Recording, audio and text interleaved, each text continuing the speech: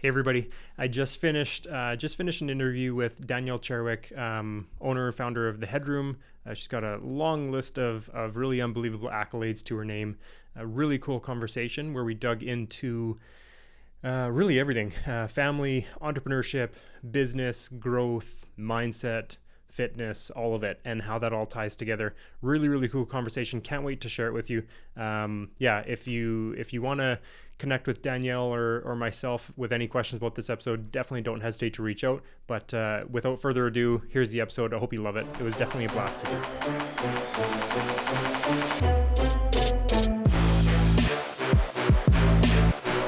Hey, welcome back today to Get Uncomfortable. Today we have a very special guest, founder, CEO of the Headroom, creator of the Peak program, owner of Peak Beauty Academy, Redken educator, also named one of Entrepreneur Herald's 40 Under 40, mother, visionary, and relentless builder, Danielle Cherewyk. So welcome. You like that intro? Yeah, that was good. I was like, oh yeah. Yeah, I did my research, right? Give you a little bit of a moment where you're like, yeah, do it off the shoulders, I'm doing it, right? Yeah, thanks for the ego. Yeah. The ego boost. Yeah. Really appreciate you coming, sitting down with me and giving me some patience while I'm setting up.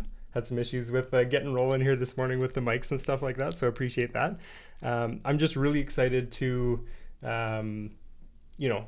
hear about what's been going on, kind of watch you on social media, see kind of what you're up to, but lots of changes, lots of growth happening for you. So really excited to hear about how that's all happened for you. So thanks for joining me. So I guess we'll just dive right into salon industry. Okay, let's do it. So what drew you to the salon industry? Honestly, because we went to high school together, but I worked at the Penguin, and I honestly just wanted a job where it didn't smell like a hamburger at the end of the day. Yeah, that's fair. My mom's a hairstylist, so I'm second generation, and I've always loved that industry. I think it just makes people feel good. It's fun. But working in a restaurant, I also really loved the system. So I actually really went into it knowing that I wanted to own and operate. Okay. And I was like, I don't know that I really want to do hair, but I'll learn more about it. And it was kind of like an easy entryway because of the connections that I had through my mom. And I was like, well, I'll explore it. And it just the passion just kept on going deeper and deeper. Yeah, so, very cool. And then, probably just smelt a bit better than the back of a kitchen. Yeah, I can just go to Earl's after work and I don't have to worry about washing my hair, which is always a win. Yeah, that's a great reference too for all the Spirit River Rycroft folk that are out there. Everybody's licking their lips thinking about secret sauce and chicken strips now. So that Penguin burger. Yeah, exactly. So you mentioned your mom's salon. Can you share with me some early kind of mention how that got you rolling with it a little bit, but what were some early lessons you might have learned in the salon industry just working in that capacity? Under my mom, growing up in there? Yeah. I just always felt like all of the people in the industry were always so nice and they always made me feel so special. Yeah. And you think that was always really incredible, and they looked cool. They always had the coolest fashion and different things. Of course my mom, I was like, but because it's your own mom, but and now I think she's super cool and I appreciate all of that. But all of that, I just thought that it was so cool. They were always doing different stuff like that and carving the way. And, I would sweep their hair for them and they'd shoot me a loonie. And that was always really cool for me. So I think that really inspired me it wasn't so much about all of that, but just the feeling that it gives. Yeah. Mm-hmm. Kind of that personal connection in a sense, right? Yeah. For sure. Cool. Very cool. So then after working with your mom, what was it that made you want to just build something bigger or build something for yourself? To open my first salon? Yeah. Well, I got demoted. Okay. So that was kind of the launching part. Like I said, I did always want to go into that pathway. And so I was working in a salon, and our industry can have a lot of turnover. That's pretty common. Yeah. And the owner that I was working for, who was incredible, honestly, she was, and she taught me so much, but she had a manager who was moving away. She was relocating. And so she had just had a baby. So she needed to hire somebody. She was looking. It's hard to just onboard a manager position.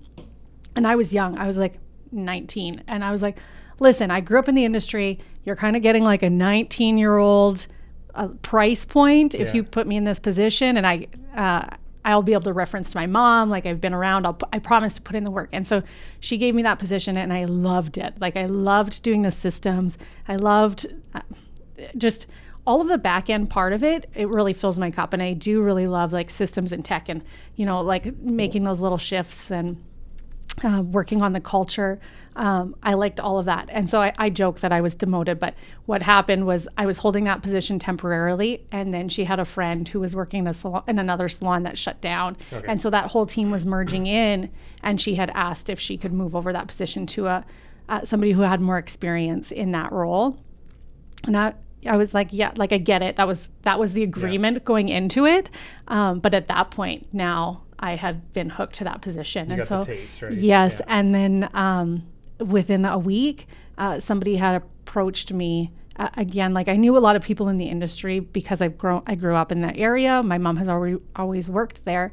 And they said that they were moving away and were thinking about closing their salon unless I wanted to purchase it. And so that was kind of the start of my story. Cool. Very cool. And it's one of those things you kind of get that, like, you referenced high school, you were always working, right? You always kind of had that entrepreneurial, hardworking spirit, right? Like, you kind of, like a lot of people kind of just don't.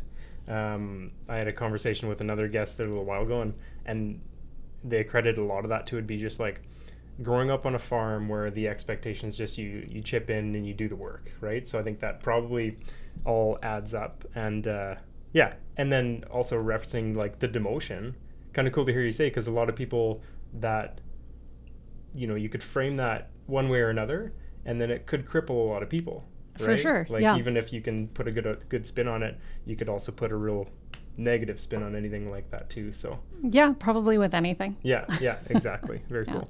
So then you referenced buying the salon. So what did that first year look like? Like, I assume it was just all rainbows, butterflies, everything went perfect, everything was exactly. That's how that goes. I was really fortunate. So the salon that I bought was about the size of this room. Okay. So if you're watching on the video portion of it, you can see it was small. And so it allowed me to make a lot of mistakes, but have also really low risk because of the overhead. It was just not there. And so, I continue to go through that, figuring it out, finding my pathway. All through my career, I used Redken. So at this point, and around the same time as I opened the salon, I actually started my journey educating with that company. Okay. And they have a full business division, and they do business training. They've got like a salon business college program. And so I started with that. So I had like immediately, I knew that I needed support, and I started getting, purchasing consulting and systems and, diving into that really quickly. So I was really fortunate to have the support from that company and those resources available. Our industry, I think, is pretty good for that. Yeah, just that support cross. And before we started recording, you kind of shared a little bit about that. So I'd love to dig into that. Is that the same group you would still be with then? No. Okay. So at that time I was teaching color. And then, I had babies, and my mom actually got sick, and she's doing really well now. But through that transition, I just had slowly pulled back. And again, always kind of diving into that coaching world and consulting. I started getting consulting from a company called High Performance Salon Academy. They're not specific to any brand. It's just business coaching. Okay. And so I was having coaching from them for a few years, and now I coach in that company as well. Cool. Very cool. Mm-hmm. So when you say coaching, like, I think, you went through the start. There's got to be a lot of work that goes on behind the scenes, obviously the training side, but like in that coaching, in any sort of business, there's a lot of mindset. 100%. Right? Coaching and stuff like that. There was a lot of prerequisites and like individual courses and personal work that we needed to do and maintain. So I would say there's a pretty high standard in that group. And how did that, so if I look at like mindset and kind of my own journey, we'll say, on like mindset and how that all lays out and people that I talk to. So how did that impact you, like going into that, like you would have been part of that coaching, and then now you're coaching. So like that impact from that coaching, because I've done coaching before, and really just like the coach I had was, you know, whatever I wanted to talk about. It could have been business one day, fitness, health, family, all that kind of stuff. Like, how do you find that all translates into eventually business? Does that make sense? Yeah, I think that a lot of people think that business and personal and family all needs to like separate. Like we take one hat off and we put on the other one, but it's so intermixed. So I don't think it, like if I'm talking to my business coach, but all they can think about is something going on with my family or myself or something like that. Like it's really hard to ever break through a barrier when you can't. If you can't focus on those things or fix that first. And it always starts with self. Like if you work on yourself, I think that all of the other things start to come into play. And I think one of the biggest things is just the accountability and responsibility. And you continue to, you know, keep promises with yourself, build upon that, and build trust within your own self. And then you can start to take more risks and grow that way. Totally. You know, it's that once you're somebody that says, like, I don't think I aired it, but I did this thing on like Doritos and like my love of Doritos. Then I'd go eat Doritos every night on my way to but once I kind of broke that habit, that was just like a stupid mindless thing. All of a sudden I was the person that didn't need to fall into a bad habit. Right. So it'd be like, and all of a sudden I went to work and I felt more confident just like making calls because I told myself I'd make a call, and then like, oh, I'm the guy that does this, right? Definitely. It just kind of carries over. Kind of a really stupid analogy. No, it totally relates. So something that we do, you'll appreciate this about getting uncomfortable is that we're always pushing the limits. My coach, the owner of the company, he does high octane adventures and he'll do the craziest things. Honestly, sometimes it's a little bit much for me because I can be a real chicken shit when it comes to like adrenaline junkie stuff, but they'll do things like go and fly fighter jets. But then they're unpacking like how can your body handle that stress? Because it's the same thing. And so if you can handle it in those fun ways or in those personal ways, it often translates to business too, which is, you know, entertaining. Yeah, totally. I went to Tony Robbins a couple of years ago, and the one thing that like Tony Robbins for me before I went, I was like, oh, it's not really my vibe. It's kind of a little hooky, whatever. But then I got there, and the one thing was they have you walk on hot coals, like walk on fire. And it was the most interesting thing. Like we're all chanting and clapping, and you're walking outside, and there's like 15,000 people all walking in a line to get to these coals. And I'm just like, man, I want to learn how to like be a better dad, get in better shape, and have a better business. Why the hell am I here like out in the rain walking on hot coals? But then after you do something like that, it's like, okay, well, that wasn't that bad. And it's something that I just didn't really know if I could do it or not. And then I went and did it, and all of a sudden I feel a lot better after it. So it's like, again, just the reiteration of how that translates from one thing to the next, whether it's, you know, fighter jets, hot coals, you know, telling yourself you're going to make sales calls, whatever, right? So I think that's a great point to bring up. So, not really on my notes, but you referenced being a mother. You referenced kind of your mom's health, and she's doing better, so that's great. But like, how does that? We talked about the fact that it does impact, but like, how do you get through that kind of stuff? If I have, you know, if my kid's going through something at school or anything like that, like how do you, in your businesses, you know, I don't want to say compartmentalize, but like, how do you deal with that? How do you use that? How do you do it all when you still have so much kind of floating around in the back of your head kind of thing? Well, if you have a guest that figures that out, to call good. Me. Okay. But I will say what's been working for me is I need to be really clear on my own personal policies, and like I just have some simple personal rules on how I handle some of that. And like, for example, one of my rules is that I give the best of myself to my family. So I'm not like giving it all at work and then coming home and giving them the shit. And like, I'm not giving shit at work. So like, I know that they would be the ones who suffered if I didn't have that in place. And so I think that the other way about it is I work in a group where we just think that transparency is really kind. And so I have a very safe space to say, and I have got really great people on my team that if I do need space, I can take it. A lot of that is systems and strategies for sure. Yeah. Like if I'm having the same problem come up, I'll often ask myself, like, can I automate that problem? Does that problem need a system? Is there things like that? So I love, there's a book called Buy Back Your Time by Dan Martell, which is really about time management. Clockwork by Mike Michalowicz is a really great one. And they start talking about like systems where you're creating that space and automation in your business to have the space to deal with the home things. But I will say also lean into them. Like my kids have taught me more about business and the way people think than anybody else. My son came in for a haircut. I was cutting his hair and I was like, okay, he has like a rockin' mullet. He's had like, they have like their signature look. So my youngest son has this rockin' mullet. And sometimes he's like, do I want to cut it off? Do I not want to cut it? So I was like, okay, what are we doing? He's like, well, I want a short haircut. And I was like, okay, so I'm going to cut it short. And he's like, Mom, what are you like, what are you doing? And I was like, well, cutting your hair short. And he's like, I said I wanted a short haircut. It's been 5 minutes already. Like he meant short in time. Oh yeah.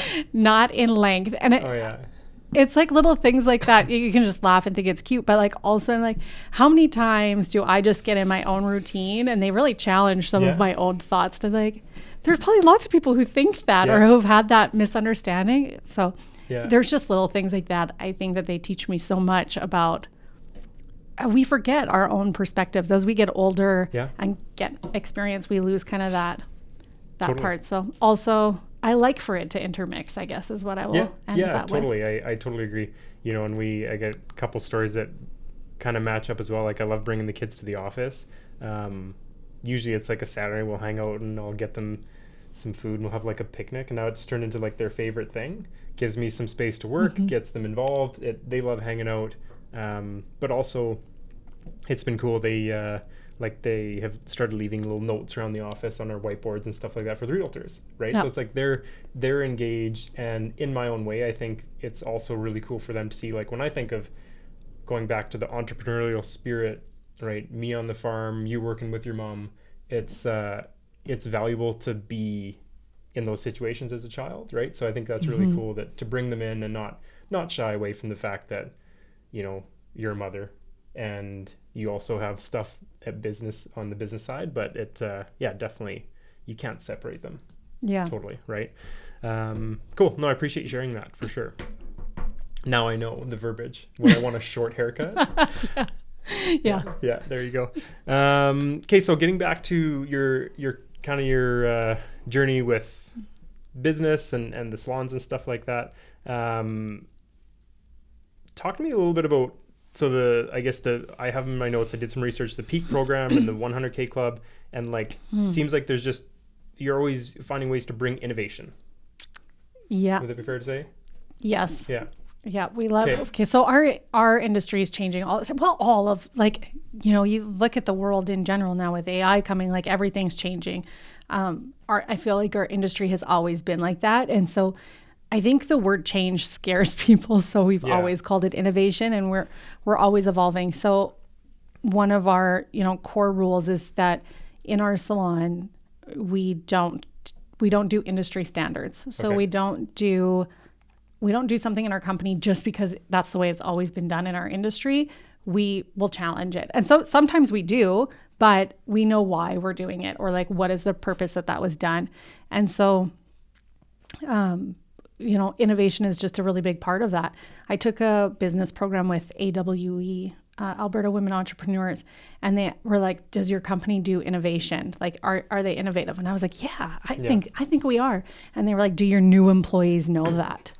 Oh yeah. And I was like, oh, yeah. Gut check. Okay. So we actually do a monthly innovation meeting. We have an innovation forum, and some of our best ideas come from new employees because they're curious and they're asking why. And they're like, oh, when I used to work at this place, we did this. And we're like, cool, let us do that. Let's figure that out. Yeah. Yeah. So that's where innovation comes from for us. I think like we're seeking it out always.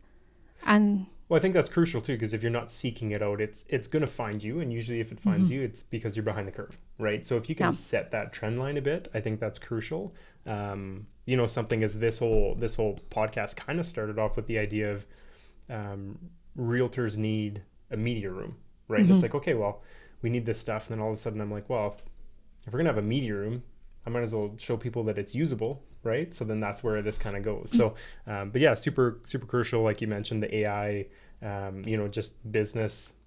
I think every industry has changed so much especially in the last few years. And if you're not kind of staying ahead of it, and I think that's something that's transferable to anyone that might be listening, as the last guy was an insurance guy, right? So it's like, whether it's farming, insurance, hair salon, real estate, there's so much that we need to be moving forward, and not scared to take some little failures along the way, because that's the only way you're going to find it out. But very cool.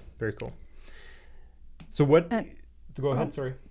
Our 100K club, our peak, do you want? Oh yeah. So that one, just when I stepped away from behind the chair, now my performance as a service provider, I'm still behind the chair a little bit, but it's going down and down. And so I've always just believed in like leading by example. Yeah. And I can't do that in the form of, I'm not hitting the same KPIs as my team is.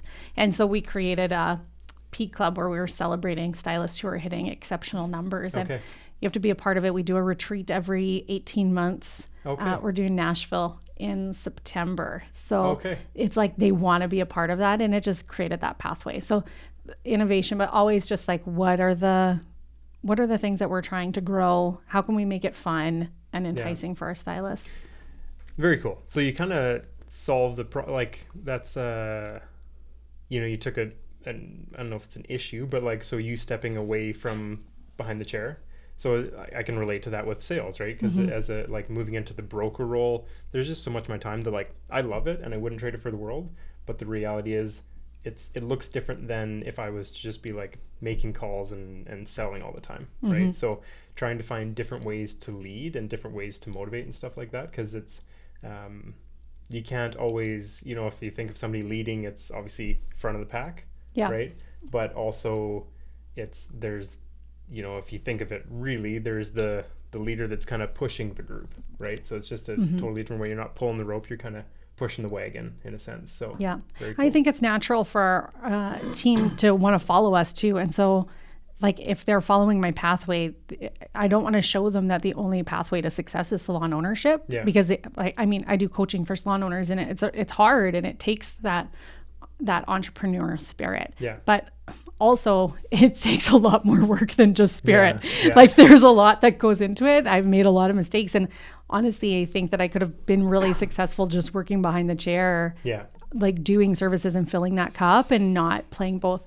Now that the business part of it really fills my cup, but I think that there's a lot of people that go into that role because they think that that's the next step to success is ownership. And so just making sure that we have the pathway that shows them that it's not just that. Yeah, very cool. And I think a lot of similarities for the two of us, but really so many industries where people take that next step into the management side of it. And it's like, you get there, but you have to get there, and you have to you have to be in that position because you have a bigger why, probably, right? It's at the end of the day, it's not always financial. It's not always like the title on the door. It's very often it's like legacy or motivation or whatever. So you don't have to share on here, but speaking of why, that's something that I've always kind of not struggled with, but I've had a hard time getting a lot of clarity on my whys, like the big whys. Have you ever had a hard time clarifying why you do what you do? Yeah, I think that's a really deep question. And I think it evolves too as I, get to know myself better or less. My kids challenge me, and I'm like, what are those things? I think that it started with just looking for what's next. Like, I was doing really well where I was at, but I didn't see the pathway of what was next. And so as far as business ownership, for me, that really turned into like having a pathway that there was no cap on for me, but then also creating that for other people as well became super important. And now, it just really fills my cup to help business owners and stylists or aspiring beauty professionals to come into the industry and like find that success that they're looking for in the easiest way. I think that a lot of times people can kind of gatekeep pathways, or it's like, oh, I had to walk uphill both ways, so you have to do it too, and that's the pathway to success. But we should be making it easier for the people after us. We want to make it easier for our kids. Yeah. Like, we shouldn't just do that for our own kids, but like for the whole generation as a whole. Yeah, and that's definitely that innovative mindset, right? Like, build something so that the person behind you can take that and improve it, right? Yeah. Like, it's just keep growing it. Awesome. Yeah, I mean, it's realistically, and it's good that you said, you know, as you grow and learn and stuff, your why always changes. Because I've told some people this, but like, I always have had, and it's better now, like I've done some work to get there, but it's taken some work, but I've always had like this very blurry why. You know what I mean? Like, I kind of know why I do what I do or why I want to push and grow, but like I never had the clarity on exactly what that looked like for me, which is interesting because I think I was probably just getting in my own way, right? Like, I was like putting so much pressure on myself to like, no, I need to know by the time I'm 40, this is where I want to be. Yeah. And realistically, that's not really what it looked like for me. It's like, yeah, if somebody comes to me and says like, you know, I'm going to be a millionaire when I'm 42, it's like, great, that's awesome. Like, to have that resolution to say this is what I'm going to do by this time is very cool. But for me anyways, I found it was very much not that clear. Right? Yeah. So it's cool to hear you say like, as you grow and change, and you know, 10 years ago my dream car was a Chevelle. Today it's not a Chevelle anymore, right? Like, I just like different things. You know, so it's cool to hear you say that growth is always changing it. Yeah, I mean, I think that especially as parents, it's easy to be like, well, I want this for my kids, but I mean, I started well before I had kids, and if I'm being honest, that's really not what drives me in business. I think that whatever I want for my kids, which is a lot of things, is certainly I could do it in other ways, but I think my work really makes a difference, and it's just like, it's less about the big thing and more about the small impacts and making people's day better every day, because it's hard. Like, life is hard, and so if you can just make somebody's day better, I think that like at the end of the day, I'm like, that's a win. Yeah. Well, and there's part of your why too, because one of the first things you said was like working with your mom. One of the things you were drawn to is like having those conversations, people in your chair, right? And I know, you know, Ashley, my wife, used to be a hairdresser, and then like that was one thing that she loved, is just like building connections with people in her chair. Yeah. And then now she's not a hairdresser anymore. She works at a funeral home, and it's like, again, just building those connections with very people. Much the same thing. Very different world, right? But it's so similar as to like why you're there, and it just, like you say, it's just if you can make somebody's day better. But it's, you know, just so happens we don't all spend our whole day at a funeral home, thank goodness. But you know, maybe that day looks like you go look at houses with Brenton, then you go get your haircut by Danielle, and then you have to do a pre-plan or something at Bear Creek. Like, you never know where it is, but it's like, it doesn't mean that just because it's one industry or the next, it has to be, you know, a brutal conversation or anything like that. So yeah. So you said it's hard, and it's like the next question on my list, this works out perfectly, because like that's kind of where I'm going.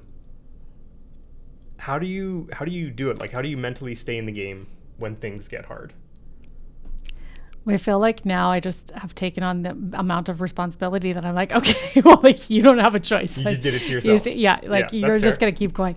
And I think, I mean, certainly being in the coaching world, I can see that. It's like anything you can map it down into, like, just break it down into little actions. But yeah, some days are for sure hard. Like, there will be like, you know, that difficult client, or like, oh, when tech goes down and I can't figure it out and it stalls me, those days are hard. Certainly I've been really fortunate. My mom did get sick for some time, and I think that changed my perspective. Like, my coach will say, and this is, I mean this in the best possible way. I know that all resources are, it's not just about money, but he'll say, if you have a problem that money can solve, you don't really have a problem. And I think that's so true in so many ways. Like, I've been fortunate in business, and I've done well in business. And so, but I mean, that was not always the case. Yeah. I'd gone years without taking a paycheck and leaning on my husband too. And so I don't take that for granted. Yeah. But I know that there's always a pathway. And I think that it's like dealing with health things or like those kinds of things that just can't be solved. I think that those days are really hard. Unfortunately, I haven't had to experience too many of them, but I just have so much grace for people who, and anytime you're going through those and how do you get through it? I think it's just one day at a time. I listened to your podcast with Ashley, and either said like adding humor or adding in those little moments. I think that's what I would lean into. That's huge. So I want to say that again, because I'm trying to remember the wording of it. If you have a problem that money can solve, you don't have a problem. Yeah. That's unreal. That's super valuable. I mean, like I got goosebumps. I think it's huge, because the reality is going through something like you went through, losing people, all that kind of stuff. If it puts everything into perspective, and all of a sudden, I don't know, a bill that's overdue, or, a ding in a vehicle, or I don't know, whatever it is, right? You lose a client, or it really doesn't make that much a difference, right? It doesn't matter that much. And if you can figure out, if you can find a solution somehow, even if that solution's not easy to get to, it's really not that bad, because it's, you look at like the people in your life and stuff like that. We all have so much to be thankful for, and there's a huge amount of gratitude we should all have. We're super fortunate, and like generally speaking, even just like people in Canada, right? People in Grand Prairie, whatever that is, we're super fortunate, and to find a way to reframe that, because when times get tough, and I think you could probably attest to, like, I've had days over the past number of years where it's like, sometimes the mental drain of like heavy decisions, or just, whatever that is, just kind of day after day, it can be crippling, right? And sometimes, I had a conversation with Pierce that we were talking about, and he's like, man, I don't remember exactly how he worded it, but he's like, yeah, like I had we were talking about his trajectory and his kind of path to success, and he was like, I had years where I would just like cry myself to sleep, like, because it's just so heavy sometimes. But the reality is, it's not easy. And if it was easy, old adage, but if it was easy, everyone would do it, kind of thing, right? Yeah. But yeah, super wise words. Thanks for sharing those. That's pretty cool. So obviously going through a lot of coaching, doing your own journey, I guess, do you have like a belief or style or leadership style that's drastically changed your outlook? Like, it sounds like when you think of, learning with your family and kind of building your life around your kids, your family and stuff like that, like, is there something that, like, have you drastically changed your leadership style, or is that just something that's gradually evolved with you? Or yeah, I would say gradually evolved. Okay. We joke, like, I have a few team members who've been with me since the beginning, so we're having coming on 12, 15 year anniversaries. Yeah. And so they'll be like, well, that's not what you used to say. And I just say, like, when you know better, you do better. Yeah. So There you go. Please don't hold me accountable to how I was, then. Yeah. You just have to kind of let go of stuff and continue to evolve. And that's personally. And then, I mean, we've talked lots about tech and or mentioned it. Those things are changing all the time too. But definitely, as we continue to just learn, leaning into what does vulnerability mean? What does transparency mean? What do all of these things actually mean when it relates to leadership? And I still don't always get it right. Yeah. And I think one thing that's changed a lot is when I was younger, I felt like I really had to prove myself. I opened my salon when I was 22. And so, I was like, I need to prove myself to get the respect at that age. And maybe that's true. I don't think that I was totally off on thinking that. But I was like, I was afraid to make a mistake or for people to see me to make a mistake. And now leadership, so that's what leadership looked like then, is like perfection. Yeah. being a perfectionist, getting it right, not messing up, having my shit together. And now I'm like, let's make some mistakes and learn about it, like dig into it, get curious about it. And I like, now I'm pretty easy to say to my team, like that would have really shattered me. And now I'm like, we make mistakes. Like let's find the change in them. And I think that being showing that in front of my team brings a lot of humility and leadership now, to be like, I'm not perfect, you're not, but let's actively try and get better together. So. And I think like when we talk about things, and earlier we talked about things that like evolved and changed and how industry has changed so much over time, I think leadership is one of those things that has changed, drastically, right? Because similar to, so I started in real estate when I was 23, and same thing, like, so it's like, what gives me the right to help people through one of the biggest processes and decisions of their life when there's, some 45, 55-year-old guy in a suit that they're going to be a lot more confident in, or whatever that looks like. So you put a lot of pressure on your own shoulders to try and deliver in a way that you expect people need that delivery, but in reality, that's not necessarily the case, and you can kind of go through and use your own personality and stuff. But just in seeing leadership change over the past, we'll say 10 years or whatever, how that looks like, or what that looks like, and how authentic I think people expect you to be. Like, I think that's one thing about leadership now is like, and I try and lead with just being authentic. Like, this is just me. This is the way we're going to do it. This is how I believe it's going to go. Am I going to make some mistakes? Yeah, probably. But I'm always going to like ride or die, and it's I'm going to fight to the end, and whatever that looks like. But cool to hear you say the same thing. It's like, once you grow and mature a bit, and realize that, this is just, we're going to try it. We're going to do it. Right. So. Yeah. I feel like I know far less the older that I get. Do you? Like, more in some things, less or in like, others? there's just like, you read a book and then you hear about like 4 more books that you should have read. And you're like, oh my gosh, like I know so little. The more that you go into that, the more it starts to expand. So I don't know. Totally. Yeah, that's a good point. I was talking to a buddy the other day, and I'm in the middle of a book on like, it's a Joe Dispenza book. Okay.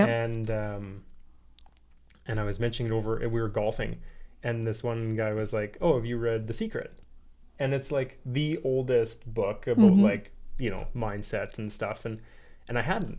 And I was like, man, I've been going down this road trying to take in all this information and like really complicating it. And then here I am with like, I remember I owned it probably for 15 years, and I probably like sold it in a garage sale or something like that. So anyways, get older. I went and bought The Secret again, so that's next. I think I own it, but I haven't read it.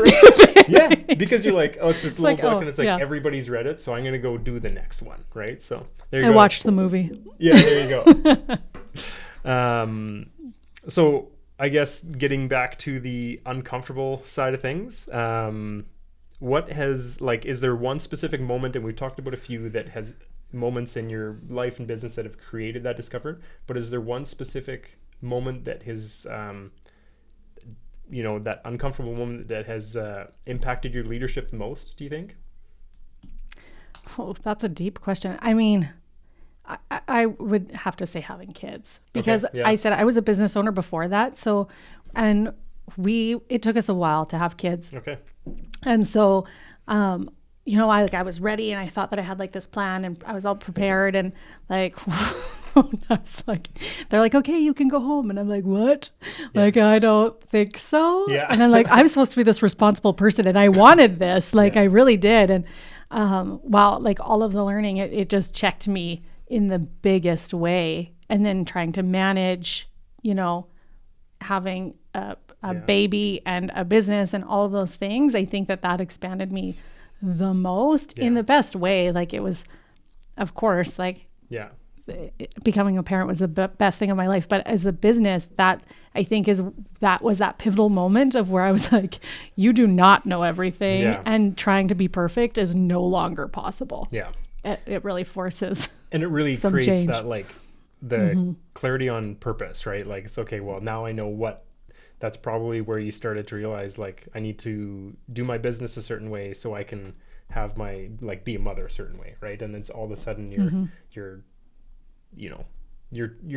keeping yourself more accountable, which that's Yeah, having kids is crazy, man. It'll teach you stuff for sure. Oh yeah, for sure. Yeah. Cool. Never a dull moment. Yeah, exactly. So what's going on now? What's you talked about training, you're coaching. Did you mentioned earlier you're working on a book? Yes, our group is working on a book. So our goal, and we've put it out there, so I think it's out there. Okay. Our goal is to have it published for November. Okay. So we've been working on that. That's just like a little side project. Yeah, cool. We're very cool. My role is shifting a lot more. I have two partners, so they came into my business they've worked with me for a long time, but they bought in 2021. So they're coming on 3 years, and they're starting to take on more responsibility in the salons. We purchased the school in 2022. So in the last few years, there's been some big changes. My role is shifting a lot more into the school. So as far as like locally where I'm at in the businesses, it's new. It's new. Yeah. It needs nurturing. It was a business that had an absentee owner and wasn't keeping up with changes. And now there's really big ones to make. And so that's where I'm spending a lot of my time. Yeah. And then I do some coaching and mentoring for salon owners about 6 to 8 hours a week. Okay. And I'm still behind the chair a few hours, probably not so lots of things lighten you up. Yeah. Yeah. I keep, and I still love to travel. I love to do stuff with my kids. So this year we did not travel. We did a home renovation, or we're in the thick of it. Yeah. So that's what we're working on. But next year we'll probably do another 1 month vacation. And cool. Yeah. Cool. So where do you see the school, going, or where do you see the salon going in the next, we'll say 5-10 years or something like that? Oh, that's like, we talked about, I just did a owner's retreat with my two partners. And when I was like, hey, we need to talk about what does our 15-year plan look like? And we were all like, whoa, how old will you be in 15 years? Yeah, I know. Right. Right now, so I know this is probably supposed to be a short question, just like a quick, this. Oh, you're in the driver's seat here. Yeah, but the last few years we looked at expanding the school, and we opened a location in Peace River, which didn't do well. So I think the last time that we had done that, it was it looks like expanding out of Grand Prairie and doing all of these things. Yeah. And this year we're really about creating, not doing that. We think that we have lots of growth potential right here in the community, and a lot of opportunity to serve and just go deeper there. And so anyways, a long answer to a short question. No, that's awesome. Awesome. Yeah. We're just rebuilding our foundations and leaning into that. Cool. Good for you. And do you have what do you want your legacy to be? Do you want me to get heavier and deeper or no? Well, I don't know. I think, again, it's easy to lean into my kids. I have two boys. Yeah. They could really, when people see my boys, they're like, oh, it just makes me feel so much better that you're not crazy about how their hair looks. And I'm like, that was a backwards compliment. Yeah. They really don't care. Yeah. Yeah, no, they go to school with Messy. They're not, probably not. Yeah. No. So, at home, I think that my legacy just is to have nice kids in the world that make the world a better place. And in the salon industry, I don't know, I think just to create a ripple effect.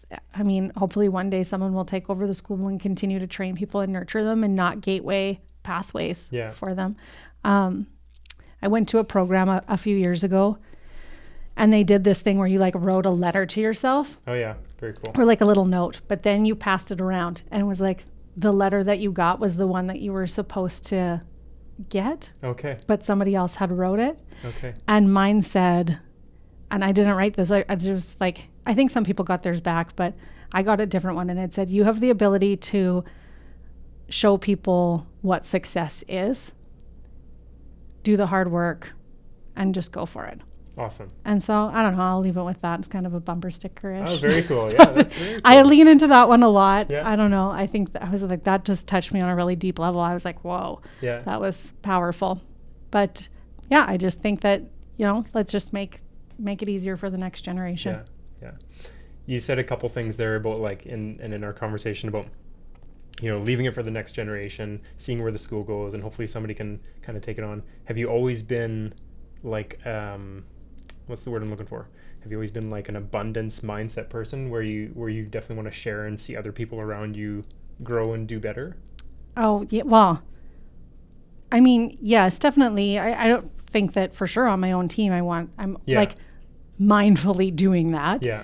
I think it's of my belief that they're like, people's hair grows. It's pretty, we're in an industry that often thrives no matter what. People's hair grows. There's business for all of us. I think that if you focus on your own business and not on your competition, you get much further. And I don't think that my success or anybody else's is limiting the next person. So yeah, definitely. Okay. Mm-hmm. Okay. And my next question was a favorite quote or mantra right now. And I guess maybe I'll reframe it. You said, do you want to repeat the one that you just said for me? You have the ability to show people what success is? Is that would that be your favorite quote or mantra right now? Or do you have something else that stands out? I mean, that's a pretty strong one. That was a pretty strong one. Yeah. One that I usually lean into is that, and actually I don't even know who did the quote, is that all business is personal. Okay. And the best businesses are really personal. Yeah. I've heard that too. Yeah. I go into that one a lot. Yeah. Very cool. That's, I think a lot of people should put that on a wall somewhere, you know what I mean? Like, and realize that that's the way, you build connections with people, and not everything has to be transactional. I mean, like in real estate training, kind of similar, where, one of the first things I learned was, like there's transactional and relational real estate, right? So to build a transactional real estate company, it's, terrible wording, but find them, fleece them, forget them, right? And there's like training that has been through that in the past, right? And that's essentially just not the way we do things. It's very much like build a relationship with people.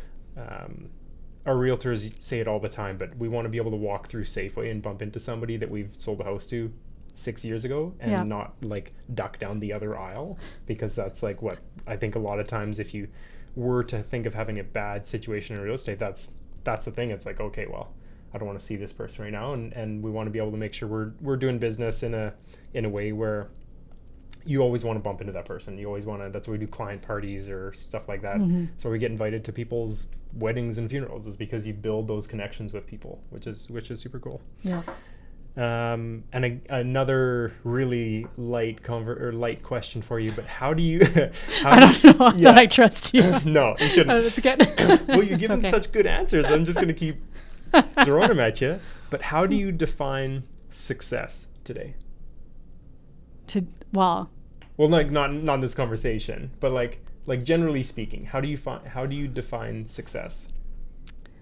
I don't think it can be defined. I think that a lot of people get stuck in like the definition of success is like the most successful person that they know. Like society kind of sets that up. Or like I'll see lots of times where team members that I have will reach the level that their parents reached at quite a younger age. Yeah. And so then they kind of stop. They stop putting in the work to grow. Yeah. It's like they start to ease off and they start talking about like, oh, maybe I'll lighten my schedule, or maybe they do like these subconscious things to sabotage the next step. Yeah. And like with inflation, I think, and like all sorts of things, like we're designed to surpass what they did. And so I don't know. I think that success should look like trying to get a little better every day. Yeah. 1% better every day. Right. Yeah. That's kind of, something that I kind of try and live by. And then one more for you, just finishing off our questions. What does the phrase "get uncomfortable" mean to you? Because you've done it. Like you've taken different businesses and you've put yourself through the ringer to build a bigger industry or bigger purpose, right? You've went through all those processes. To be honest, like in business, that's really comfortable for me. Is it? Okay. It is. Like I love the business side of it. Okay. I love like if something's not working, it's almost like getting like, when you see a kid playing with like a Tetris block and you're like, give me that, let me try it, let me try it. Yeah. Like I'm like that in business. So I actually really enjoy that side of it. For me, getting uncomfortable has been pushing in like how I'm serving people. So I've been doing like coaching, but also facilitating on stage. So public speaking. And when I started doing that a few years ago, like I would throw up every time. Oh, really? Before I got on stage. And so it's like going through those motions and trying to make myself uncomfortable. That's one area of it. Just like growing and expanding myself and sharing more for sure is outside of my comfort zone and pushing it. And then my personal health, I think, is also another one that I need to lean into. That I know you've been running, so it's probably relatable for you. But I just always believed that I couldn't run. Oh, totally. My mom was like, we don't have bodies for running. Like, you know, we're short and we're top heavy, and it's like, you know, it doesn't really make sense for us. And like, I've got bad knees, so you'll probably get bad knees because that's, and like, not just her, but my aunts are really like that too. And so last year, 2 years ago, I did my first 5K. And to do something that you really believe you are not capable of doing, it really unlocks something cool. Totally. And so now I'm like, okay, I've done 5K. Like, I could never do 10. So I'm like, well, now I have to, because I'm like, of course you can. There's a pathway to doing it. And so now I'm like, what else do I think I can't do? Like, let me try doing that. Totally. I don't love, and so I'm like, my group often does like these high octane things, like jumping out of a plane or things like that. And I'm like, do I need to do that to get uncomfortable? I feel like no. I feel like that's not I don't enjoy it in any way. And I'm like, I don't like when I go on a roller coaster, I'm not like, I'm so glad I did that. I'm like, I actually am going to throw up. So it doesn't look like that for me, but pushing in my health and like my physical capabilities is a big one, and expanding like my, I don't know, my voice, I guess. No, that's awesome. 2 areas I'm leaning into. That's awesome. And like realistically, what you're doing there is kind of like you're doing the hard thing that you don't really want to do. Like, I'm sure you don't want to run 10K, but when you hit that, when you finish it, it's going to be like, I'm the person that runs 10K, and then all of a sudden going to the next thing.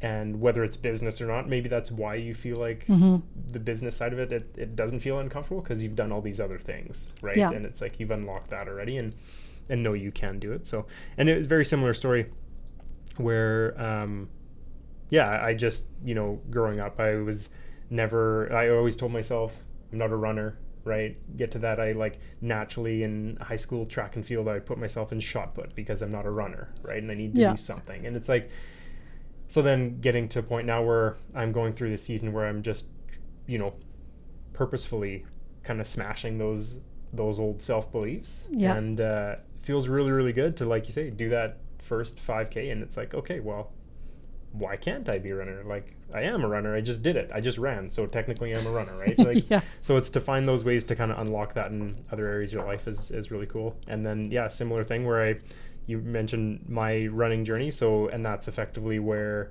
I started doing it. Last weekend, did the 10K portion of the goal, which is really cool. Show off. Yeah. I mean, to be fair, awesome. it was a trail run, and I got lost. So that was a little embarrassing. So I took a wrong turn, but it's one of those things where now that I've done that, it's like you look for the next thing, right? And it's like, okay, now, you know, I'm not going to do it, but somebody invited me to do the first leg of the death race, which is like, maybe one day, but all of a sudden in my mind, I can, right? And 6 months ago, it was like, no way. That's no way I'd be able to do that, right? So, very cool. Well, I'll come back on when the next time you do your Ironman. So, okay, we'll all be old and crippled, but sure. And, like, older people are often the ones doing it. I'm like, okay, that'll be like when I'm 60, I'll do that. Yeah, that's your 60 goal, cool. Well, that's all the questions I have for you, but I really, really appreciate you kind of jumping on and being so vulnerable and sharing so much, and kind of giving everybody, or myself and whoever's listening out there, like a really, really deep insight into like what business looks like for you, what family looks like for you, and what that journey's looked like along the way.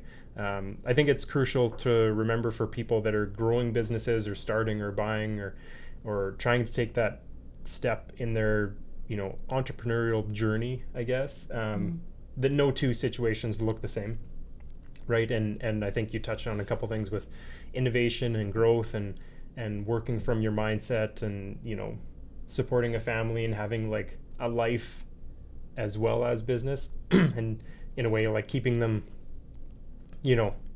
at arm's length but keeping them tied together is super valuable for people to remember. So and just reminding people that no two journeys need to look the same, right? Like realistically, the people that you're helping lead, you don't expect them, like the only avenue to success is not the way you're doing it, which is, I think, a great reminder. So cool. Well, thanks very much. Where can people track you down? Can I share your Instagram, all that kind of stuff? Everything's just Danielle Cherewyk, so it's easy. Cool. If they were interested in the salon stuff, the Headroom GP and Peak Beauty Academy. Okay, awesome. So if anybody's wanting to get into it, and then keep us posted on the book. We're super excited to hear about that. Yeah. So we'll look forward to sharing your book and stuff like that. And definitely for anybody in the salon industry, connect with Danielle with any questions. Definitely get the book when the time comes. I'm sure there'll be some super valuable insight there. So. Oh, thank you. Okay. I hope so. Oh yeah, I'm sure. This is really cool. Thank you. My pleasure. Thanks for coming on.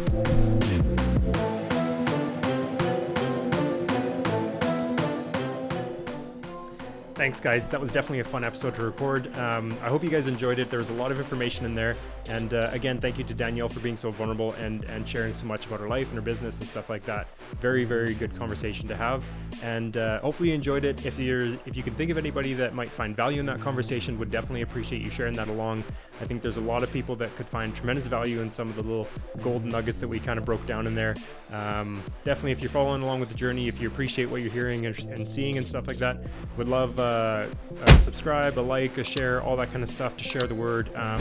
This is definitely a journey, like we talked about here, getting 1% better every day, and we really, really look forward to connecting and spreading out and touching as many people as possible. So hopefully you're finding value in it, and remember, keep getting uncomfortable.